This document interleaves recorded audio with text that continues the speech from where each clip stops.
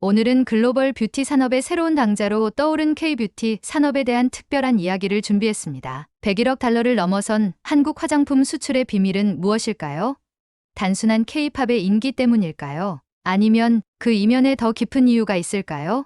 제조 기술부터 유통 혁신, 중국 의존에서 글로벌 시장으로의 다변화 과정까지 K-뷰티 산업의 모든 측면을 생생하게 전해드립니다. 이 글이 마음에 드셨다면 구독과 좋아요 버튼을 눌러주세요. 여러분의 한 번의 클릭이 더 다양한 글로벌 뷰티 콘텐츠를 만드는데 큰 힘이 됩니다. 그럼 지금부터 사연 시작합니다. 글로벌 뷰티 트렌드 매거진의 수석 에디터 소피아 밀러입니다. 제가 지금 이렇게 사연을 보내게 된 것은 지난 몇 주간 한국에서 겪은 놀라운 경험을 나누고 싶어서입니다. 솔직히 말씀드리자면 저는 처음에 K-뷰티에 대해 상당한 편견을 가지고 있었습니다. 그런데 제 생각이 얼마나 잘못되었는지 그 이야기를 들려드리고 싶습니다. 소피아, 한국 화장품 산업에 대한 특집 기사를 작성해줬으면 해. 지난해 수출액이 101억 달러를 넘었대. 우리가 주목해야 할 시점이야. 편집장의 말에 저는 솔직히 내심 흥미가 없었습니다. 저는 프랑스와 미국의 프리미엄 브랜드들만 다루던 사람이었으니까요. 하지만 하버드 MBA 출신의 냉철한 분석가로서 저는 거절할 수 없었습니다. 그렇게 K-뷰티 혁명 어떻게 한국이 글로벌 뷰티 트렌드를 장악했나라는 제목의 특별 기획을 맡게 되었습니다. 지난주 인천공항에 도착했을 때 제 머릿속은 이미 기사의 뼈대로 가득 차 있었습니다. 한국 화장품의 성공은 K-팝과 K-드라마의 인기 덕분이고 소셜 미디어 마케팅이 잘 되었기 때문이다. 그게 제 결론이었습니다. 사실 취재는 이 결론을 뒷받침할 증거를 모으는 과정에 불과하다고 생각했지요. 공항에서 저를 맞이한 것은 중국계 미국인 유튜버 에밀리 왕이었습니다. 1,500만 구독자를 보유한 K-뷰티 전문 인플루언서로 이번 취재에서 저의 가이드 역할을 해주기로 했습니다. 그녀의 화려한 메이크업과 밝은 미소가 인상적이었지만 저는 여전히 회의적이었습니다. 에밀리, 솔직히 K-뷰티가 이렇게 성공한 이유가 뭐라고 생각하세요? K-팝의 인기 덕분 아닌가요? 제 질문에 에밀리는 미소를 지으며 고개를 가로저었습니다. 많은 사람들이 그렇게 생각하지만 실제로는 훨씬 더 깊고 복잡해요. 직접 보시면 이해하실 거예요. 내일 첫 일정으로 한국 콜마 세종공장을 방문하기로 했는데 거기서부터 시작하면 좋을 것 같아요. 다음 날 아침 저희는 세종시로 향했습니다. 차 안에서 에밀리는 한국 화장품 산업의 역사에 대해 설명해 주었습니다. 2012년 한국 화장품 수출액이 처음으로 수입액을 넘어선 순간부터 2024년 101억 달러 돌파까지의 성장 스토리는 분명 인상적이었지만 저는 여전히 그것이 단순한 마케팅 성공 사례라고 생각했습니다. 세종시에 도착해 한국 콜마 공장으로 들어서자 저는 첫 번째 충격을 받았습니다. 2014년에 아시아 최대 규모로 준공된 이 시설은 제가 상상했던 것보다 훨씬 더 크고 첨단화되어 있었습니다. 이곳에서는 연간 8억 9천만 개의 스킨케어와 자외선 차단 제품이 생산됩니다. 오늘은 특별히 프랑스 록시땅의 에르보리앙 비비크림 생산 라인을 보여드리겠습니다. 공장 관계자의 말에 저는 귀를 의심했습니다. 잠시만요. 프랑스 브랜드인 록시땅의 제품을 여기서 만든다고요? 네, 맞습니다. 로레알, 존슨앤드존슨, 록시땅 등 글로벌 기업들과 협업하고 있습니다. 이제는 단순한 하청이 아닌 기술력을 인정받아 파트너십을 맺고 있지요. 저는 무언가 잘못 알고 있었다는 느낌이 들었습니다. 공장 투어가 시작되었고 저는 놀라움의 연속이었습니다. 자동화된 생산 라인은 기대했던 대로였지만 특정 부분에서는 여전히 수작업으로 진행되는 철저한 품질 관리 과정이 인상적이었습니다. 튜브 충전부터 자동 포장, 이물질과 압력 검사까지 모든 과정이 정밀하게 관리되고 있었습니다. 프랑스 브랜드가 왜 한국에서 제품을 만드는 거죠? 단순히 생산 비용 때문인가요? 제 질문에 공장 품질관리팀 책임자인 박 팀장은 자부심 넘치는 목소리로 대답했습니다. 과거에는 비용 때문이었을 수도 있습니다. 하지만 이제는 기술력 때문입니다. 저희는 단순히 만들기만 하는 것이 아니라 함께 연구하고 개발합니다. 한국의 ODM 기업들은 새로운 원료와 제형 개발에 있어 세계 최고 수준입니다. 그 말을 증명하듯 박 팀장은 저를 연구개발센터로 안내했습니다. 그곳에서 저는 수십 명의 연구원들이 현미경과 첨단 장비들을 다루며 열심히 일하는 모습을 보았습니다. 벽면에는 수많은 특허 증서가 걸려 있었고 테이블 위에는 다양한 샘플들이 놓여 있었습니다. 이것은 저희가 최근 개발한 새로운 히알루론산 전달 시스템입니다. 피부 깊숙이 성분이 전달될 수 있도록 나노 기술을 활용했지요. 이 기술로 글로벌 화장품 대회에서 혁신상을 받았습니다. 연구원의 설명을 들으며 저는 제 편견이 얼마나 잘못되었는지 깨닫기 시작했습니다. 이곳은 단순한 생산 공장이 아니라 첨단 연구시설을 갖춘 혁신의 중심이었습니다. 점심시간, 저는 에밀리와 함께 공장군의 식당에서 식사를 하며 첫 인상에 대해 이야기했습니다. 정말 놀랐어요. 저는 K뷰티가 그저 예쁜 패키지와 마케팅으로 성공한 줄 알았는데 실제로는 이렇게 탄탄한 기술력이 바탕에 있었군요. 에밀리는 미소를 지으며 고개를 끄덕였습니다. 이제 겨우 시작이에요. 내일은 CJ 올리브영 플래그십 스토어와 몇몇 인디 브랜드 본사를 방문할 예정인데 그곳에서 더 많은 것을 보게 될 거예요. 오후에는 프랑스 록시땅의 글로벌 조달 책임자인 마이클 로빈슨과의 인터뷰가 예정되어 있었습니다. 15년간의 화장품 산업 경력을 가진 베테랑인 그는 우연히 한국을 방문 중이었고 저의 인터뷰 요청에 흔쾌히 응해주었습니다. 마이클을 만난 자리에서 저는 곧바로 본론으로 들어갔습니다. 프랑스 럭셔리 브랜드가 한국에서 제품을 생산한다는 것이 좀 의외입니다. 이런 결정을 내리게 된 배경이 궁금합니다. 마이클은 커피를 한 모금 마시고 대답했습니다. 저도 처음에는 회의적이었어요. 프랑스 본사에서는 한국에서 제품을 만든다는 것에 대한 거부감이 있었죠. 하지만 몇 년 전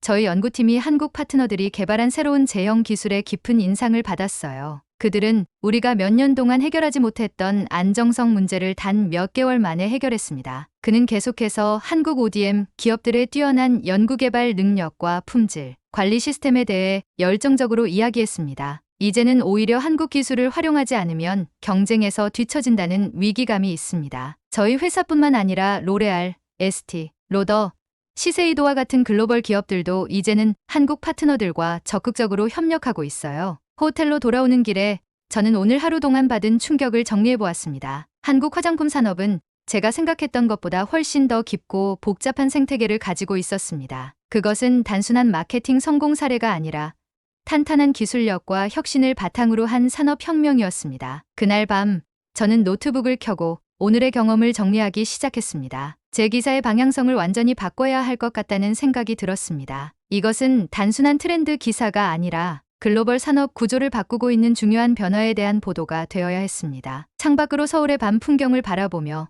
저는 내일의 취재가 기대되기 시작했습니다. K뷰티의 세계는 제가 알던 것보다 훨씬 더 흥미로웠고 이제 저는 그 깊은 이야기를 제대로 전달하고 싶었습니다. 다음 날 아침 에밀리와 함께 서울 명동의 CJ 올리브영 플래그십 스토어를 향했습니다. 택시 안에서 저는 어제의 경험을 되새기며 오늘의 인터뷰 질문을 다시 검토했습니다. 제 생각이 많이 바뀌었지만 여전히 의문은 남아 있었습니다. 한국의 제조 기술력은 인상적이었지만 그것만으로 101억 달러의 수출 신화를 이룰 수 있을까요? 명동에 도착하자마자 저는 또 한 번 놀라움을 금치 못했습니다. 평일 오전임에도 불구하고 거리는 관광객들로 북적였고 그들 중 대부분이 쇼핑백을 한아름 들고 있었습니다. 특히 CJ 올리브영 앞에는 긴 줄이 늘어서 있었습니다. 저 사람들 다 올리브영에 들어가려고 기다리는 건가요? 에밀리는 미소를 지으며 고개를 끄덕였습니다. 명동 올리브영은 이제 관광 명소가 되었어요. 많은 외국인들이 K뷰티 제품을 구매하기 위해 일부러 찾아옵니다. 작년에는 외국인 매출이 140% 증가했다고 해요. 저희를 맞이한 CJ 올리브영의 글로벌 사업부 이사 김지원은 세련된 느낌을 주는 여성이었습니다. 뉴욕대 경영학과를 졸업하고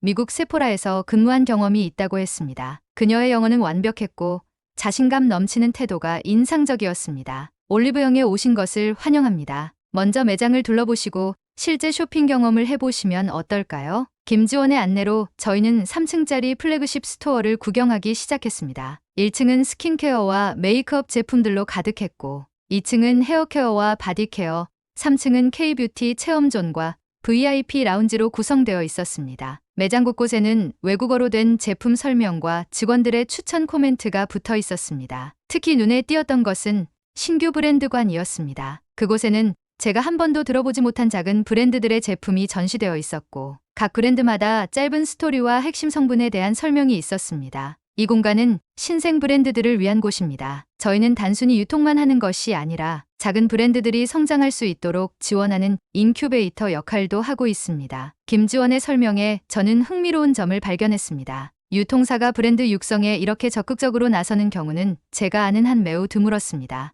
이런 신생 브랜드들이 실제로 성공하는 사례가 있나요? 김지원은 자랑스러운 표정으로 대답했습니다. 물론입니다. 2013년에는 연매출 100억 원 이상 브랜드가 단 2개에 불과했지만 2023년에는 100개 이상으로 늘었습니다. 로맨, 토리든, 티르티르, 템버린즈 같은 브랜드들은 이제 연매출 1,000억 원을 넘어서고 있지요. 이 브랜드들 대부분이 올리브영에서 첫 발을 내딛었습니다. 저는 그 브랜드들의 제품을 직접 살펴보았습니다. 패키지는 예쁘고 세련되었지만 가격은 의외로 합리적이었습니다. 20에서 30달러 정도의 가격대에 프랑스나 미국의 프리미엄 브랜드 못지않은 품질을 느낄 수 있었습니다. 이 브랜드들이 어떻게 이렇게 빠르게 성장할 수 있었나요? 마케팅 비용이 엄청났을 것 같은데요. 그것이 바로 K뷰티 생태계의 특별한 점입니다. 제조사, 유통, 브랜드, 소비자가 유기적으로 연결되어 있지요. 작은 브랜드들은 한국콜마나 코스맥스 같은 ODM 기업들의 기술력을 활용하여 고품질 제품을 만들고 저희 같은 유통 채널을 통해 소비자들에게 빠르게 다가갑니다. 그리고 젊은 소비자들의 피드백을 바로 반영하여 트렌드에 빠르게 대응하지요. 김지원은 저를 VIP 라운지로 안내했습니다. 그곳에서 저희는 차를 마시며 더 깊은 대화를 나눌 수 있었습니다. 올리브영은 어떻게 글로벌 시장에 접근하고 있나요? 이곳에 외국인들이 많이 오는 것은 알겠지만 해외 진출은 어떻게 진행되고 있나요? 김지원은 태블릿을 꺼내 올리브영 글로벌몰 화면을 보여주었습니다. 저희는 현재 글로벌몰을 통해 150개국 이상의 제품을 배송하고 있습니다. 회원수는 246만 명을 돌파했고 매년 빠르게 증가하고 있지요. 또한 동남아시아와 미국의 오프라인 매장도 확장하고 있습니다. 김지원과의 인터뷰를 마치고 저희는 강남으로 향했습니다. 그곳에는 인디 브랜드들의 본사가 밀집해 있다고 했습니다. 첫 번째로 방문한 곳은 연매출 1,000억 원을 넘어선 로맨이라는 브랜드였습니다. 로맨 본사는 제가 상상했던 것보다 훨씬 작고 아담했습니다. 30명 정도의 직원들이 트렌디한 오픈 오피스에서 일하고 있었고 회의실 벽면에는 다양한 색조 제품 샘플들이 전시되어 있었습니다. 브랜드 매니저는 로맨의 성공 비결에 대해 이렇게 설명했습니다. 저희는 최소한의 완벽함이라는 철학을 가지고 있습니다. 꼭 필요한 성분만 넣고 불필요한 것은 과감히 뺍니다. 또한 소비자들과 적극적으로 소통하여 그들이 정말 원하는 것이 무엇인지 파악하죠. 저희 직원들은 모두 20에서 30대 여성들로 저희가 곧 타겟 소비자입니다. 특히 인상적이었던 것은 그들의 제품 개발 주기였습니다. 아이디어 구상부터 출시까지 단 3에서 4개월이 걸린다고 했습니다. 이것은 글로벌 브랜드들의 1에서 2년에 비해 믿기 힘들 정도로 빠른 속도였습니다. 어떻게 그렇게 빠르게 개발할 수 있나요?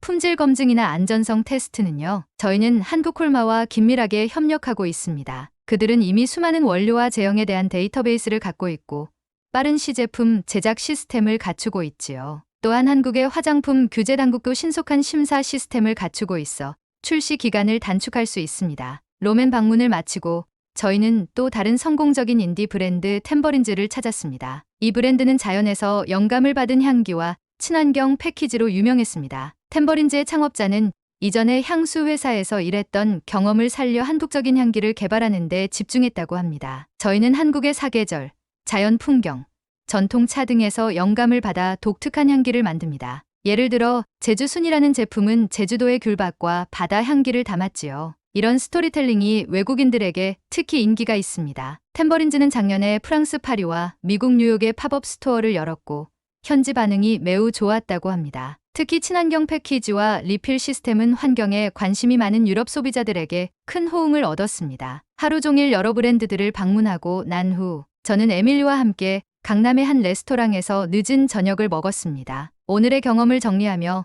저는 K뷰티 산업이 가진 또 다른 강점을 깨달았습니다. 에밀리, 제가 오늘 가장 놀란 것은 이 모든 브랜드들이 서로 경쟁하면서도 어떻게든 상생하는 생태계를 만들었다는 점이에요. ODM 기업들이 기술을 제공하고 올리브영 같은 유통사가 판로를 만들어주고 브랜드들은 창의적인 마케팅과 스토리텔링에 집중하고 소비자들은 적극적으로 피드백을 주고 이런 유기적인 시스템은 프랑스나 미국에서는 보기 힘든 것 같아요. 에밀리는 맞장구를 쳤습니다. 맞아요. 그리고 K뷰티의 또 다른 특징은 실패를 두려워하지 않는 문화예요. 작은 브랜드들이 빠르게 제품을 출시하고 반응이 좋지 않으면 과감하게 단종시키거나 개선해요. 그래서 소비자들은 항상 새롭고 혁신적인 제품을 만날 수 있죠. 호텔로 돌아오는 길에 저는 오늘 본 K뷰티 생태계의 복합적인 구조에 대해 생각했습니다. 그것은 단순한 제조나 마케팅의 성공이 아니라 다양한 요소들이 유기적으로 작용하는 산업혁신이었습니다. 특히 인상적이었던 것은 대기업부터 스타트업까지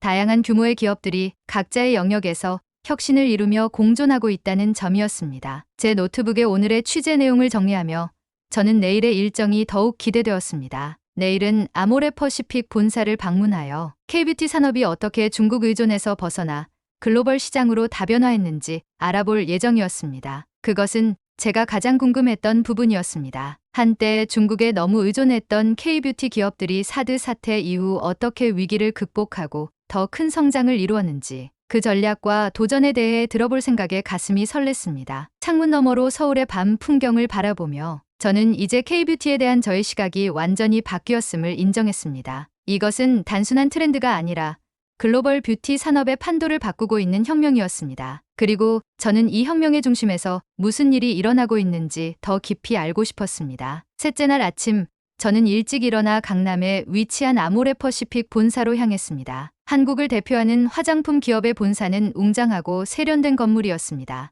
유리와 콘크리트가 조화를 이룬 외관은 현대적이면서도 한국의 전통미를 담고 있었습니다. 로비에서 저를 맞이한 것은 아모레퍼시픽의 글로벌 전략 담당 부사장 정태영이었습니다. 그는 차분하고 자신감 넘치는 인상을 주었습니다. 간단한 인사를 나눈 후 그는 저를 본사 건물 투어로 안내했습니다. 먼저 저희 회사의 역사와 현재를 보여드리고 싶습니다. 그래야 저희가 어떤 도전을 겪었고 어떻게 극복했는지 이해하실 수 있을 테니까요. 건물 내부에는 아모레퍼시픽의 역사를 보여주는 전시관이 있었습니다. 1945년 창업자 서성원이 작은 가게에서 시작한 이야기부터 오늘날 글로벌 기업으로 성장한 과정까지 생생하게 전시되어 있었습니다. 특히 눈에 띄었던 것은 2010년대 초반의 중국 시장 진출 관련 전시였습니다. 당시 아모레퍼시픽은 중국 시장에 적극적으로 진출했고 엄청난 성공을 거두었습니다. 그러나 그 옆에는 2017년 사드 배치 이후 중국의 경제 보복으로 인한 위기 상황도 솔직하게 전시되어 있었습니다. 2017년은 저희에게 매우 힘든 시기였습니다. 정 부사장의 목소리에는 당시의 어려움이 묻어났습니다. 한국의 사드 미사일 배치 결정 이후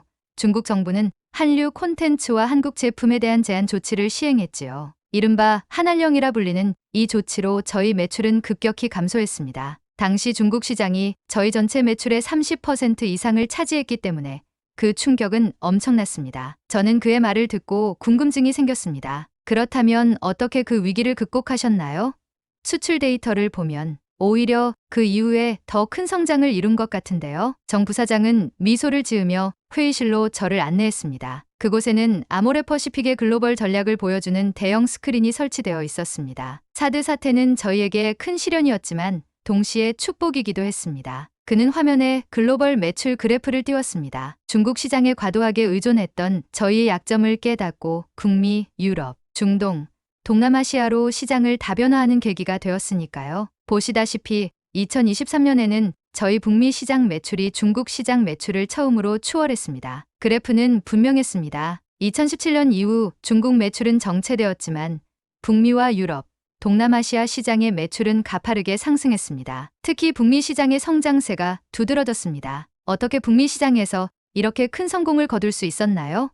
이미 경쟁이 치열한 시장인데요. 정 부사장은 제 질문에 차분히 대답했습니다. 첫째, 저희는 각 시장에 맞는 브랜드 전략을 수립했습니다. 북미에서는 이니스프리와 라네즈를 중심으로 접근했지요. 둘째, 현지 유통 채널을 적극 활용했습니다. 세포라, 얼타, 아마존과 같은 플랫폼에 입점하여 소비자 접근성을 높였습니다. 셋째, K 콘텐츠의 인기를 활용했지만 단순한 한류 마케팅을 넘어 제품의 실질적인 효능과 가치를 강조했습니다. 그의 설명을 들으며 저는 K뷰티 기업들이 위기 상황에서 보여준 유연함과 적응력에 감탄했습니다. 그것은 단순한 생존 전략이 아니라 위기를 기회로 전환한 혁신적인 접근이었습니다. 아모레퍼시픽 본사 방문 이후 저희는 코엑스 근처에 위치한 실리콘토라는 회사를 찾았습니다. 에밀리는 이 회사가 K뷰티의 또 다른 성공 사례라고 설명했습니다. 실리콘토는 중소 화장품 브랜드들의 해외 진출을 돕는 플랫폼이에요. 특히 중동,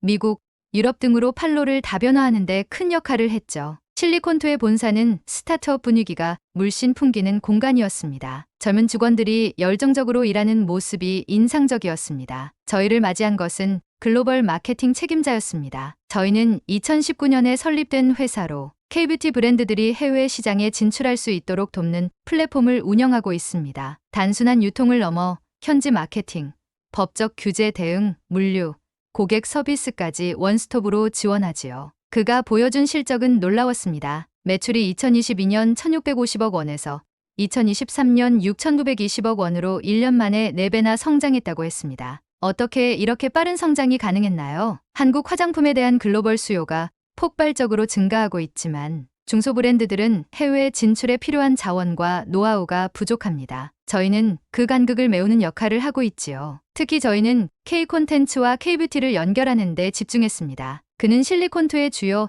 전략으로 현지 인플루언서와의 협업, K-팝과 K-드라마를 활용한 마케팅, 현지 문화에 맞는 제품 현지화 등을 꼽았습니다. 예를 들어 중동 시장에서는 할랄 인증을 받은 제품들을 중점적으로 소개하고 미국에서는 클린 뷰티 트렌드에 맞는 제품들을 강조하지요. 같은 브랜드라도 시장에 따라 다른 제품을 주력으로 밀고 다른 메시지로 커뮤니케이션합니다. 실리콘2의 성공 사례를 들으며 저는 K-뷰티 산업이 얼마나 빠르게 글로벌화되고 있는지 실감했습니다. 특히 인상적이었던 것은 대기업뿐만 아니라 중소브랜드들도 적극적으로 해외 시장에 도전하고 있다는 점이었습니다. 하지만 여전히 의문이 남아 있었습니다. 이처럼 눈부신 성장에도 불구하고 K-뷰티는 미국 시장에서 지속 가능할까요?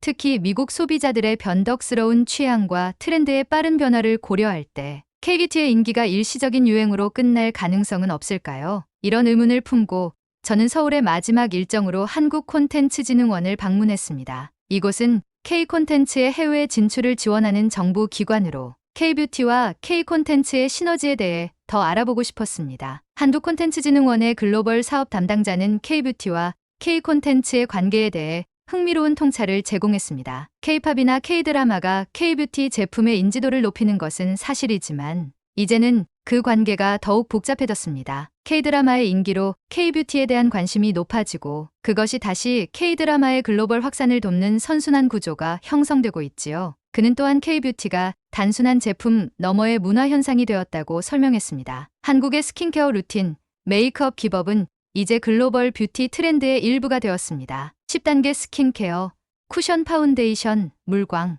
메이크업과 같은 한국적 개념들이 이제는 전 세계 소비자들에게 익숙한 용어가 되었지요. 이것은 단순한 제품 판매를 넘어 뷰티 문화 자체의 확산을 의미합니다. 그의 말은 제게 새로운 관점을 제시했습니다. K-뷰티는 단순한 화장품 산업이 아니라 글로벌 문화 현상으로 진화하고 있었습니다. 그것은 K-뷰티의 지속 가능성에 대한 저의 의구심을 일부 해소해 주었습니다. 호텔로 돌아오는 길에 저는 오늘 하루 동안의 취재 내용을 정리했습니다. K-뷰티 산업이 중국 의존에서 벗어나 글로벌 시장으로 다변화한 과정은 단순한 비즈니스 전략의 성공을 넘어 위기를 기회로 전환한 혁신의 사례였습니다. 특히 인상적이었던 것은 대기업부터 스타트업까지 다양한 기업들이 각자의 방식으로 글로벌 시장에 도전하고 있다는 점이었습니다. 하지만 여전히 한 가지 의문이 남아 있었습니다. 미국 시장에서 K-뷰티는 정말로 지속 가능할까요? 제가 본 모든 성공 사례들은 한국에서의 관점이었습니다. 미국 소비자들은 실제로 어떻게 K-뷰티를 받아들이고 있을까요? 다음 날 저는 미국으로 돌아갈 예정이었습니다. 편집장에게 현재까지의 취재 내용을 공유하고 마지막으로 미국 내 K-뷰티 현황을 취재하겠다고 제안했습니다. 특히 미국에서 성공한 K-뷰티 브랜드 글로우 서울의 창업자 알렉스 김을 인터뷰하고 싶다고 말씀드렸습니다. 서울의 마지막 밤, 저는 호텔 창가에 서서 반짝이는 도시의 불빛을 바라보았습니다. 불과 며칠 전, 저는 K-뷰티를 단순한 마케팅 성공 사례 정도로 여겼습니다. 하지만 지금은 그것이 얼마나 복합적이고 혁신적인 산업인지 깨닫게 되었습니다. 그리고 이 산업이 글로벌 뷰티 시장의 판도를 어떻게 바꾸고 있는지도 목격했습니다. 이제 한 가지 질문만 남았습니다. 이 K-뷰티 혁명은 미국 시장에서도 동일한 영향력을 가질 수 있을까요? 그 답을 찾기 위해 저는 뉴욕으로 돌아가야 했습니다. 뉴욕으로 돌아온 저는 곧바로 편집장에게 한국에서의 취재 내용을 공유했습니다. 저의 열정적인 설명에 편집장은 처음에는 의아한 표정을 지었지만 곧 흥미로운 기사가 될 것이라며 고개를 끄덕였습니다. 소피아, 당신이 이렇게 열정적으로 이야기하는 것은 처음 보네요. 하지만 아직 한 가지가 부족해요. 미국 소비자들의 관점에서 K-뷰티가 어떤 의미인지, 실제로 어떻게 받아들여지고 있는지 알아볼 필요가 있어요. 편집장의 말은 정확했습니다. 저는 한국에서 K-뷰티 산업의 내부를 자세히 들여다볼 수 있었지만 정작 미국 소비자들이 어떻게 생각하는지는 아직 확인하지 못했습니다. 그래서 저는 뉴욕의 세포라와 얼타 매장을 직접 방문해 리서치를 시작했습니다. 타임스퀘어에 위치한 세포라 매장은 평일 오후임에도 불구하고 사람들로 붐볐습니다. 매장 입구 근처에는 K뷰티 존이라는 별도의 섹션이 마련되어 있었고 다양한 한국 브랜드 제품들이 진열되어 있었습니다. 라네즈, 이니스프리, 토니모리, 닥터자르트 등 익숙한 브랜드들뿐만 아니라 제가 한국에서 방문했던 인디 브랜드들의 제품도 보였습니다. 놀라웠던 것은 이 섹션에 모여있는 소비자들의 다양성이었습니다. 10대 소녀부터 50대 여성까지 다양한 연령대와 인종의 소비자들이 K뷰티 제품에 관심을 보이고 있었습니다. 저는 몇몇 고객들에게 간단한 인터뷰를 요청했고 그들의 응답은 저에게 또 다른 통찰을 제공했습니다. K뷰티 제품을 사용하시는 이유가 무엇인가요? 한 30대 여성은 이렇게 대답했습니다. 처음에는 친구 추천으로 시작했어요. K드라마를 보면서 한국 여성들의 피부가 너무 좋아서 궁금했거든요. 하지만 계속 사용하는 이유는 단순히 트렌드가 아니라 제품이 정말 효과가 있기 때문이에요. 특히 한국의 선크림은 백탁 현상 없이 자외선 차단 효과가 뛰어나서 정말 마음에 들어요. 다른 40대 여성은 이렇게 말했습니다. 저는 스킨케어에 관심이 많은데 한국 제품들은 성분에 대한 정보가 자세하고 효능도 우수한 편이에요. 가격 대비 품질이 훌륭하다고 생각해요. 특히 히알루론산이나 세라마이드 같은 성분을 효과적으로 전달하는 기술이 인상적이에요. 매장 직원에게도 이야기를 들어보았습니다. K뷰티 제품의 판매 추이는 어떤가요? 코로나 이후로 오히려 더 인기가 높아졌어요. 처음에는 마스크팩이나 비비크림 같은 특정 제품군에만 관심이 있었지만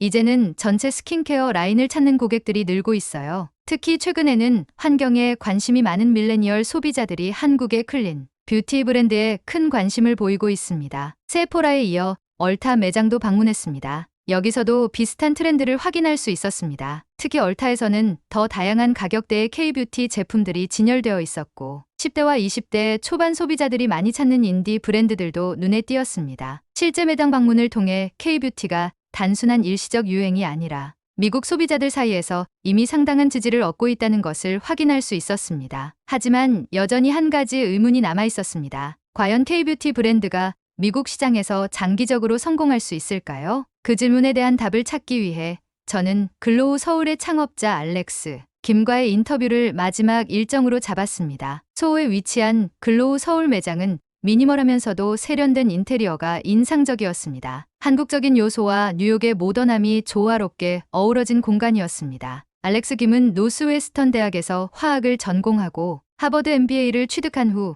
뉴욕에서 자신만의 K뷰티 브랜드를 론칭한 인물이었습니다. 그는 한국의 첨단 화장품 기술력과 미국 소비자의 니즈를 결합해 큰 성공을 거두었고 현재는 세포라와 얼타에 입점한 베스트셀러 브랜드로 성장했습니다. 알렉스는 저를 반갑게 맞이하며 매장 안쪽의 작은 카페로 안내했습니다. 그곳에서 우리는 차를 마시며 깊은 대화를 나눌 수 있었습니다. 알렉스 씨, K뷰티의 미국 시장 진출에 대해 어떻게 생각하시나요? 이것이 단순한 트렌드를 넘어 지속 가능할까요? 그는 자신감 있게 대답했습니다. K뷰티의 진정한 힘은 트렌드를 따라가는 것이 아니라 트렌드를 만드는 데 있습니다. 우리는 단순히 제품을 파는 것이 아니라 새로운 뷰티 문화를 창조하고 있지요. 알렉스는 계속해서 K뷰티가 미국 시장에서 성공할 수 있었던 3가지 핵심 요인을 설명했습니다. 첫째, 기술력입니다. 한국 화장품 회사들의 연구개발 능력은 세계 최고 수준이에요. 새로운 성분을 발견하고 효과적인 전달 시스템을 개발하는 데 있어서 한국 기업들은 뛰어난 역량을 갖추고 있습니다. 둘째,